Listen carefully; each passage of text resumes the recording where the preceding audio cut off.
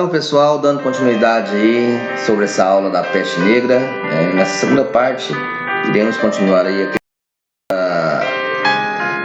dela ser bastante mortal, né? Matava praticamente 100% das pessoas que cometiam na época. A peste septicêmica caracteriza-se pela hemorragia em vários órgãos. As hemorragias para a pele formam manchas escuras, de onde vem o nome de peste negra. Então aquelas manchas escuras na pele, né, eram hemorragias nessa pele.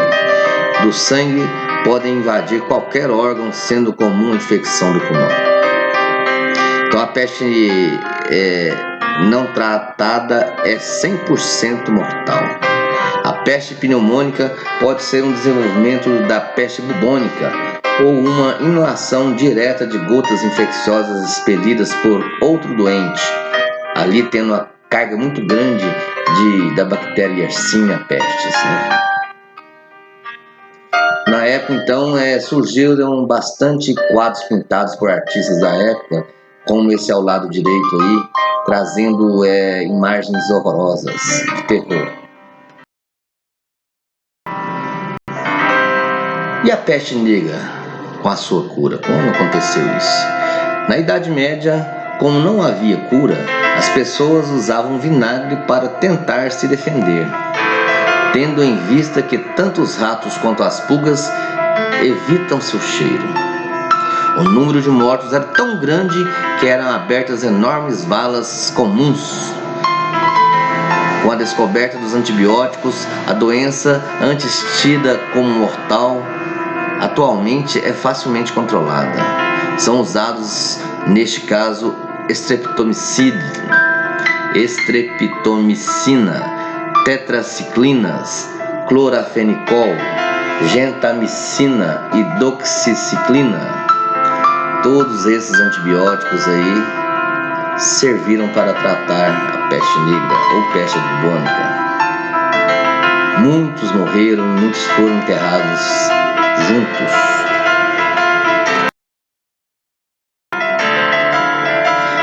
Então, pessoal, a peste negra causou a destruição de comunidades inteiras e um grave desequilíbrio social e econômico na época. Calcula-se que até o ano de 1390 a peste tenha vitimado entre 20 a 25 milhões de pessoas, ou equivalente a 1/3 da população europeia, como foi dito anteriormente. Há cerca de 2.000 casos por ano em todo o mundo. Isso hoje em dia. A última epidemia significativa ocorreu no fim do século XIX, na China e também na Índia. Mas ainda hoje se registram casos em vários países, principalmente naqueles em que há populações de roedores selvagens infectados.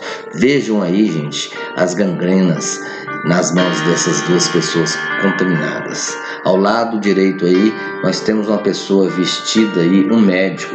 Era assim que eles se vestiam na época.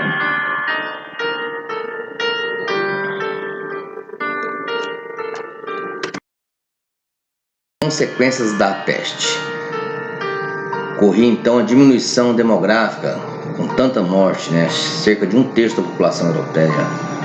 Faltava então na época mão de obra para trabalhar, visto que muita gente que morria eram operários da época. Questionamento e enfraquecimento da Igreja Católica, pois naquela época acreditava-se então que Deus fazia as pessoas sofrerem para pagar seus pecados. Os prógamos, a ascensão da burguesia sobrevivente. Então, os burgueses na época que sobraram, eles se enriqueceram rapidamente após essa crise. Diminuição da produção e do consumo. Mudanças nos costumes e no comportamento. Colapso do feudalismo, que era um sistema parecido com a escravidão, mas que tinha os feudos, né? Tinha os servos, e que naquela época então era o mais utilizado na Idade Média. Primeiras revoltas contra os senhores surgiram após a pandemia de 1347. Isso ainda no século XII. As consequências que a peste trouxe ajudaram na mudança da época medieval para a era moderna e na formação do homem renascentista.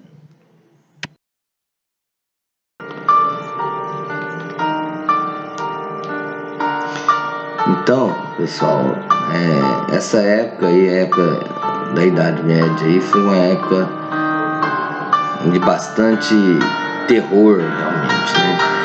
Então aí nós temos algumas ilustrações de artistas da época, né, para a gente ter uma noção de quanto terror esse pessoal passaram lá na época. Então sempre que havia assim, imagens feitas por artistas, ali era ilustrado esqueletos, a morte, né, pessoas vestidas de monstros, pessoas doentes nas camas, gente fazendo benzeção, muita gente sendo enterrada em conjunto. Olha aí, ó, como é que se vestiam os médicos da época da peste negra.